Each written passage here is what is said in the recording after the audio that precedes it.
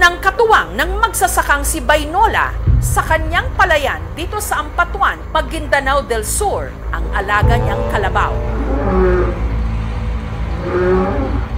Taga-pranay, kapiano ako pupong, pagtatanggitan ko, ma'am. Napanggabo, kendo ka bang uyura mga wata?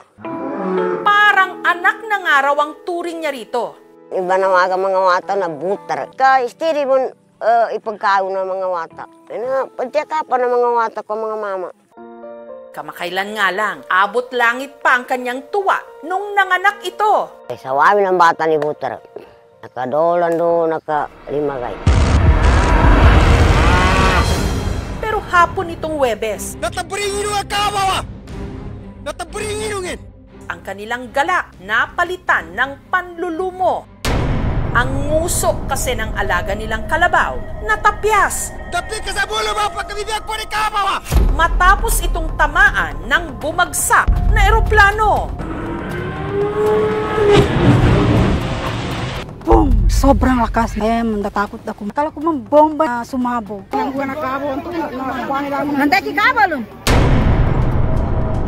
Masakit mo ka. Ibang uyag ko. Mga mata ko, rabag uyag ko. Nakahuma ko. Saan nanggaling ang nag-crash na eroplano?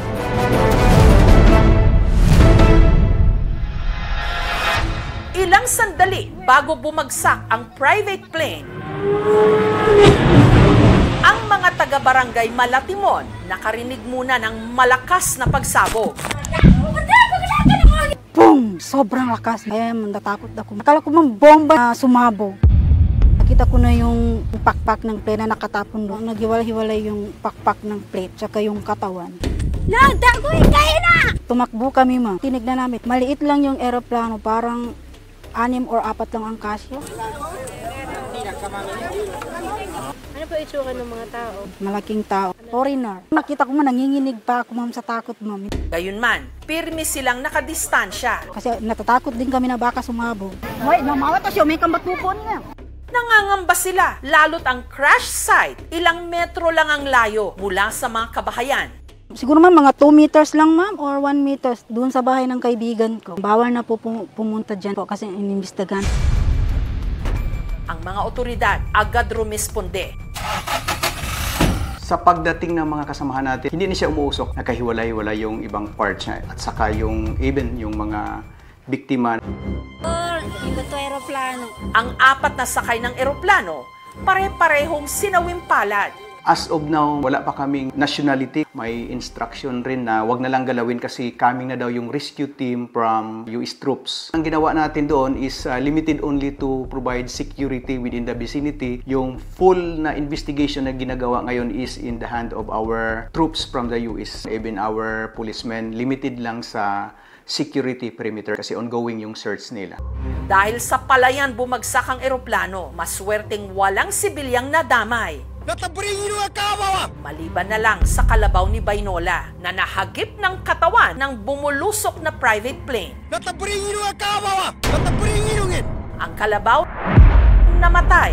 Sa pundo 5 kami ito, kinaugali po yan sa walik pa to. Nakaulang ako ka, darang si pamantyari ko. Darang katawan ko, may ka, darang kaamo ko. Darang kaamo ko.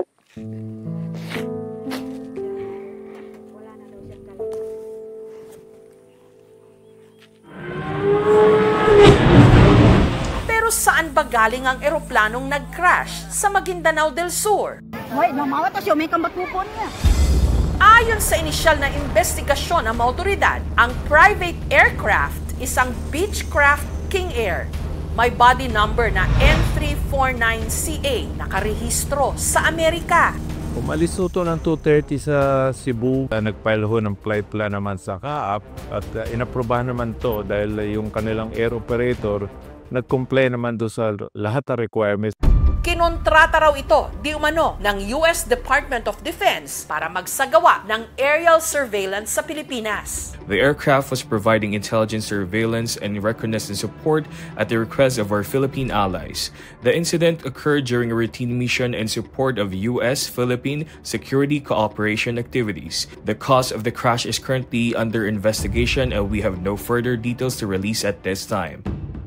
Ang naturang aircraft namataan pa raw Agosto nitong nakaraang taon sa Puerto Princesa International Airport sa Palawan. Nakuha po yun nung anak ko po na panganay around August po ng last year. May nagtag daw sa kanya na Facebook friend niya na nabalitaan niya yung pangyayari at nabanggitan siya na yung airplane na yun yung plane na nakunan niya nung picture nung last year. Samantala, umaga nitong Biyernes, na-retrieve na ang mga labi ng 4 na sakay ng eroplano. Kinarga nila sa chopper. Ongoing yung search and retrieval ng parts. Sa lakawa ni Moski, no ka na lipuano. Tapi ka sa bulo ba pagkabibiyag ko ni Kamawa? Meron po ba kayong sinisisi doon po sa nangyari? Ako kan ma-plane na ako ka na plane po. Nalingatane ka na ini po nila kagkero na. Natanggap ko lirarang kaawo ko. Dahil sa nangyaring plane crash, apektado ngayon ang kabuhayan ng mga magsasaka. O, gapasangan, sino ni kabawangan mamog. Di siya makapamantyari ka. Hindi, maputi ate rin na. Makalimo ko rin ang gana ko niya sa tabang, ma'am. Yung ating pong US military, insist na sila po yung magbabayad doon sa damage na doon sa kalabaw na namatay po. They commit na kung ano yung worth ng kalabaw is yun din yung monetary amount na ibibigay nila. Sa mga nakalipas na linggo, sunod-sunod ang pagbagsak ng mga eroplano sa loob at labas ng Pilipinas. Sana hindi na ang mga ito masundan pa.